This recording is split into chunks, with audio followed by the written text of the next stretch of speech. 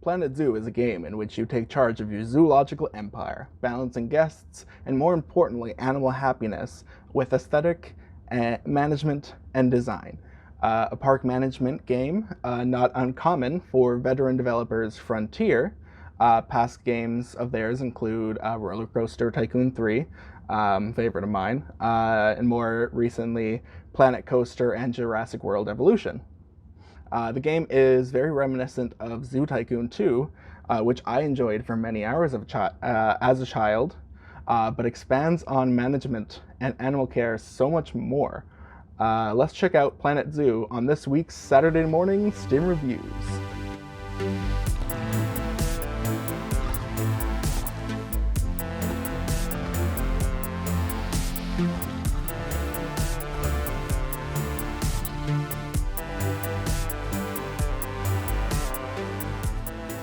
Welcome back to Saturday Morning Stim Reviews, the show where I take a look at a game as a special interest, and we see if it deserves a place on the super duper coveted Saturday Morning Stim Lineup.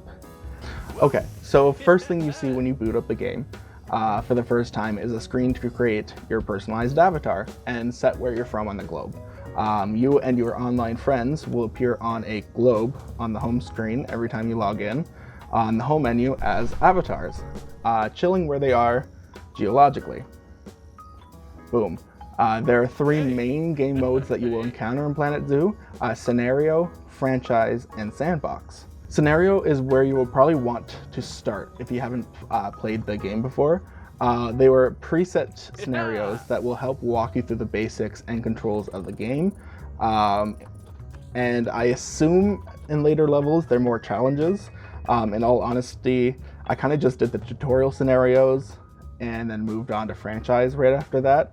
I don't read instructions nor wash labels. I'm an absolute rebel. Franchise is the kind of real meat and bones of the game, in my opinion. When you first click into the franchise menu, you will be asked what you want to name your group.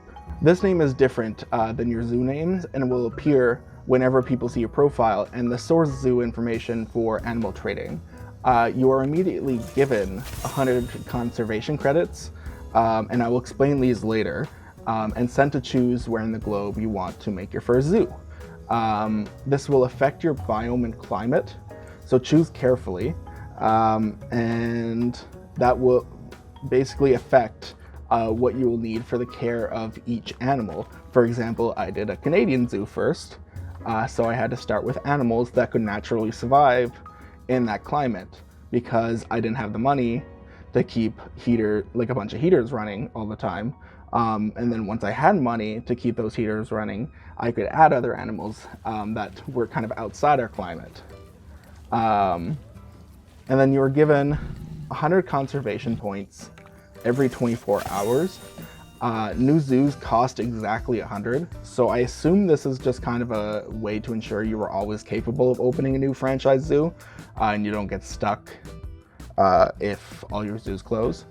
And then sandbox mode is self-explanatory. This is just the mode where you can create your perfect aesthetic zoo without worrying about the pesky things like money and people's happiness. I don't know. There are many small details that make this game consistently enjoyable and fresh, specifically in the franchise mode. I have had so much fun expanding on my first zoo every session, and that's really where I've spent the most of my time in the game. First, I want to talk about zoo management. The menus can seem a little overwhelming at first. They definitely did for me. But everything is neatly put into sections, and once you get used to where everything is, it's actually really organized. The biggest help for me is the work zone and staff menus, and while yes, work zones, which are areas of your park / zoo that you assign staff, is not a new concept, Planet Zoo manages to make the menus flow and connect really well with each other.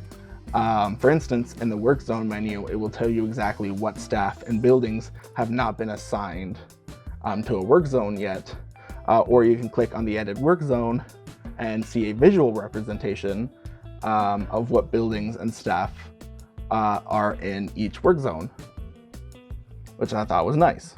You can also see ticket pricing in the main zoo menu, in addition to your zoo's open hours, which sets your time of day cycle. And as far as I can tell, that's basically just if you don't want to deal with how dark it is at night, set your time to only daylight hours, and then when the zoo's like running, it will never show the nighttime hours. In addition, you have guest education levels.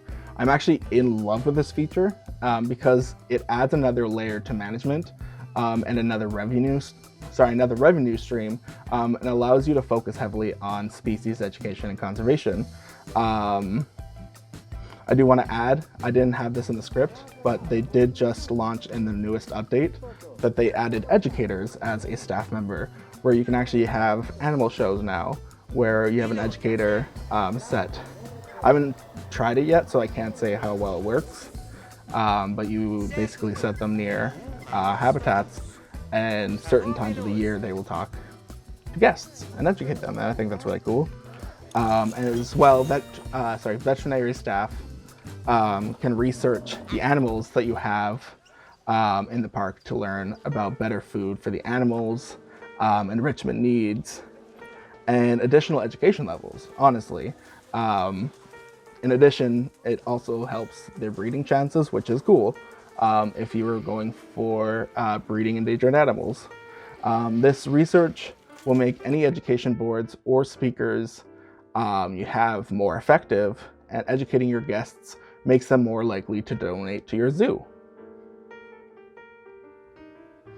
As far as finances go, I played on a medium difficulty, and honestly found once I got the opening area to the park running, I had no trouble with money for expanding the park.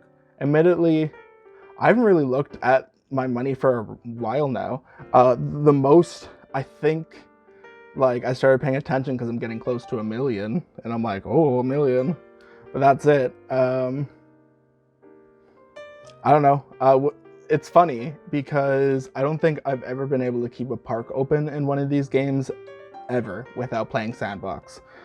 So if you keep staff, customers, and most importantly, animals happy, you'll do fine in this mode. Hard mode, I heard, is not too much of a difference, just that animals will get sick of their enrichment items quickly.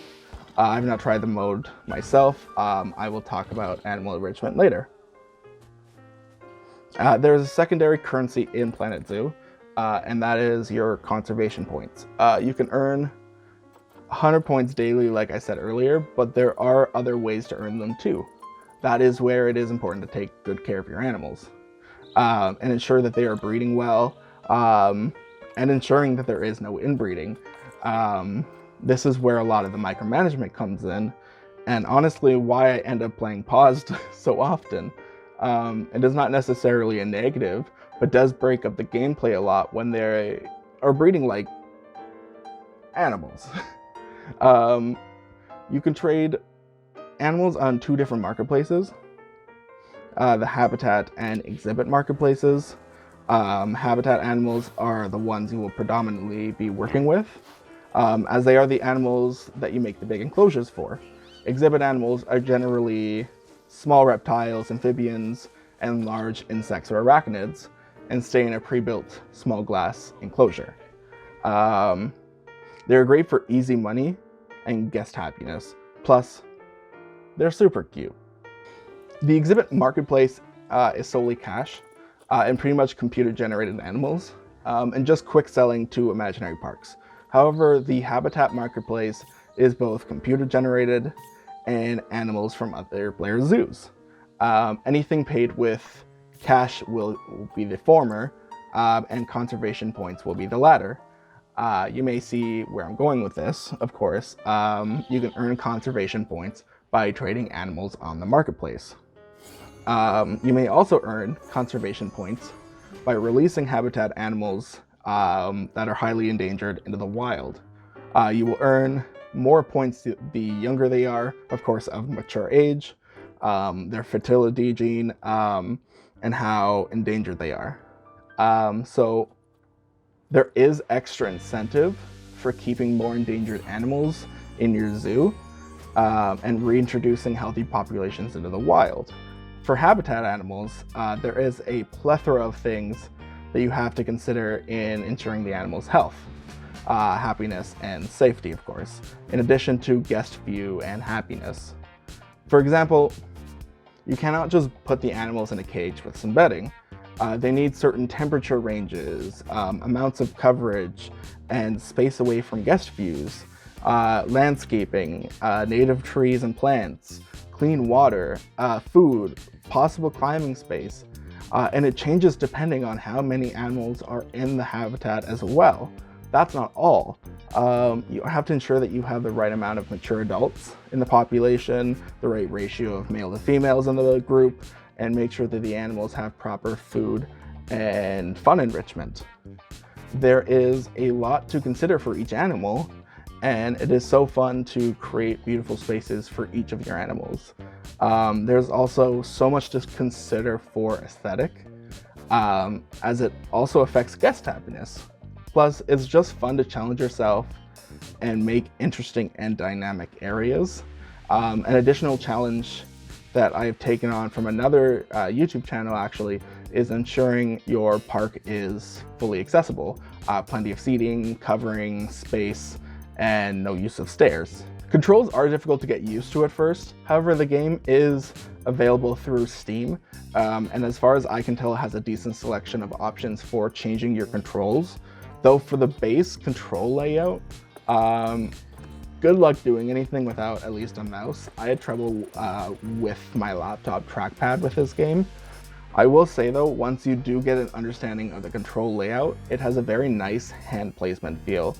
Unfortunately, there is no option for separating the menu sounds from in-game sounds, and it all seems to be bundled as one. So if you want to hear a croc clicking, just be careful you don't startle yourself with the menu sounds. For stimulation, this game definitely does keep your hands busy while you're building and such, but there will be times when there really is not much to do with your hands. For stimulation, you are most likely going to be affected with visual and multitasking stimulation. There's a lot on screen. And when you're not immediately used to it, the whole user interface can be a lot, especially the more animals you have. Thankfully, you can mute pop-up notifications for animal well-being alerts. However, doing this just makes you miss some important alerts, that I found. If you're looking for a game that will provide intellectual stimuli, anything that kind of gets the old cogs turning, then I do think you will benefit greatly from this game. One more thing I want to mention before I end this, though there is a lot of detail with building and fine building controls, I find the path controls are still really frustrating to work with, though I will admit this feels much better than the Planet Coaster paths.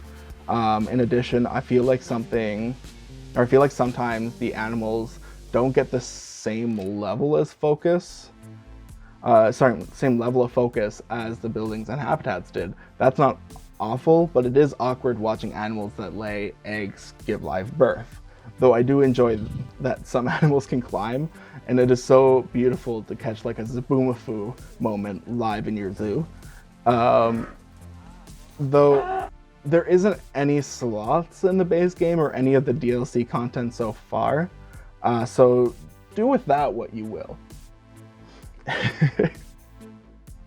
Despite its disturbing lack of sloths, its adorable animal moments, intellectual stimulation, and chances to express your creativity all more than earns Planet Zoo a space on the Saturday Morning Stim Lineup.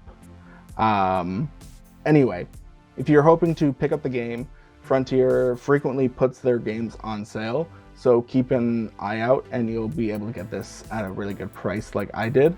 As far as I can tell, I believe it's only PC right now, or PC, Mac, whatever. I don't think it's on console right now. Maybe I'm wrong. Future me will check that. Anyway, I hope you have a fantastic Zookaki day.